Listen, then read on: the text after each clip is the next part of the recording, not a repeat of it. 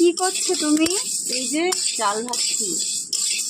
দেখো বন্ধুরা, এই যে মা উনুনে চাল ভাজছে। দেখো কিভাবে ভাজতে হয় চাল।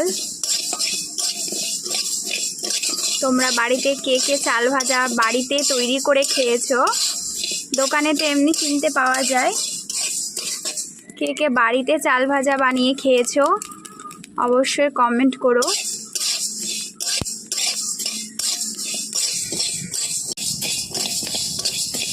এরপরে কিছুক্ষণ ধরে ভাজতে থাকতে হবে। দেখো চাল ভাজাটা ধীরে ধীরে কি সুন্দর করে ফুটছে দেখো তোমরা।